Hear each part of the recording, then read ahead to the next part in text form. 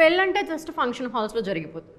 But pre wedding shoots అంటే పార్కులు, గుట్టలు, కొండలు అక్కడ నుండి మొదలుపెట్టి శ్మశానాల దాకా అన్ని ప్లేసుల్ని ఏది వదలకుండా షూట్లు చేసుకుంటూ వస్తూ ఉన్నారు.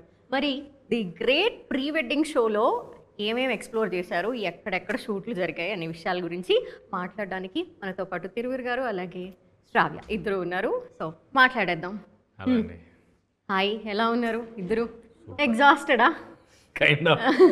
అయిపోయిందా? ఫీల్ చేశారా మొత్తం రసంలో ఇప్పటిదాకా? సో ఏమేమి చూసారు, ఎక్కడెక్కడ తిరిగారు? అంటే మీరు కూడా అట్లా క్రేజీగా ఏమన్నా చూసారా? మేము చూసాం చాలా ఇన్స్టాగ్రామ్లో, రీల్స్లో. మేము అక్కడ చూడడమే అండి. అంటే బయట నేను ఎప్పుడు కూడా చూడలేదు ప్రీ వెడ్డింగ్. ఈ సినిమా టైంలో కొంత అరకు ఏరియాలో ఎక్కువ చూశాను, కొంత ఒకసారి హంపి వెళ్ళినప్పుడు చూశాను తప్ప నాకు పెద్ద ప్రీ వెడ్డింగ్ నేను బయట ఎప్పుడు చూడలే. ఇన్స్టాగ్రామ్లో ఫ్రెండ్స్తో ఎవరో ఒకరితో ఎవరిది చూడలే, యూట్యూబ్లో ఇన్స్టాగ్రామ్లో చూడడమే.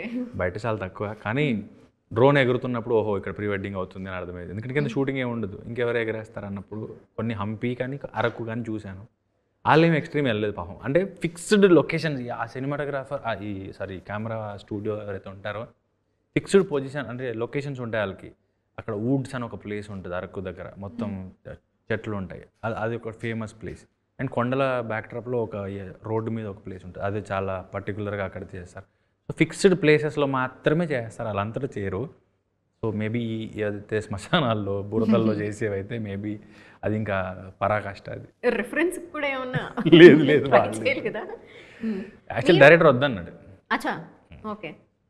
అంటే ఎందుకు మీది కథలో సెట్ అవుద్దని. ఓకే, అలా బతికిపోయారు. సో టీనా, శ్రవ్య, మీరు ఇట్లా ఏమైనా క్రేజీగా చూసారా? ఏదైనా బాగా ఆకట్టుకున్నది ప్రీ వెడ్డింగ్ షూట్ అంటే? నేను మొత్తం యూట్యూబ్లో చూసిన తప్పితే డైరెక్ట్గా ఎప్పుడు ఏది చూడలేదు. ఏ ఎక్స్పీరియన్స్ లేదా ఎవరితోనూ? అసలు ఏది లేదు. జస్ట్ ఏదైనా పెళ్ళికి వెళ్ళినప్పుడు అలా ప్రొజెక్టర్లో వేయడం తప్పితే ఇంకా నార్మల్ టైంలో అసలు చూసిందే లేదు. మొన్న అరకు షూటింగ్ అప్పుడే చూసి అలాగే ఇలా శారీ ఎగురుతుంటే ఓకే ప్రీ వెడ్డింగ్ షో అవుతుందేమో అట్లా.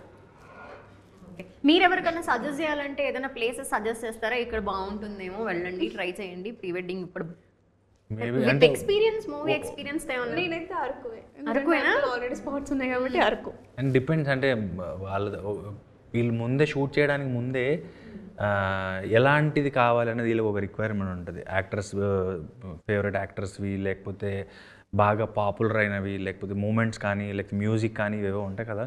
దాని బేస్డ్ ఇప్పుడు వర్షాలు బాగా పడ్డాయి కాబట్టి జలపాతాలు కూడా చాలా ఉంటాయి, గ్రీనరీ ఎక్కువ ఉంటుంది.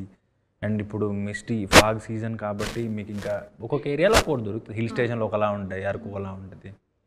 డిపెండ్స్ వాళ్ళకి ఎలా క్లయింట్ డిమాండ్ని బట్టి క్లయింట్స్తో ఎట్లా ఉంటుందో ఎలాగో డీల్ చేసి మీకు బాగా ఎక్స్పీరియన్స్ వచ్చింది కాబట్టి. యా, సరే, ఇంతకీ the great pre wedding show అంటున్నారు. జనరల్గా వెడ్డింగ్ షూట్స్ వరకు తెలుసు, ది గ్రేట్ అని ఎందుకు వచ్చింది ఇక్కడ అనేది?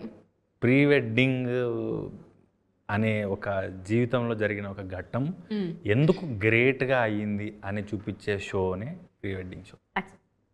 అలా జస్టిఫై చేసేసారు. గ్రేట్ అటెంప్ట్స్ ఉంటాయి, తర్వాత గ్రేట్ ఎఫర్ట్ ఉంటుంది, అందుకే ఈ ప్రీ వెడ్డింగ్ అన్నది ది గ్రేట్ అయింది.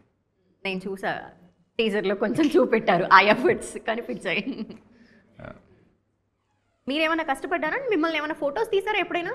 అంటే మిమ్మల్ని వాడేసుకుంటున్నారు ఆ రేంజ్ లో, వెనకాల అక్కడ మిమ్మల్ని కూర్చోబెట్టి మీ నెత్తి మీద కెమెరా పెట్టి.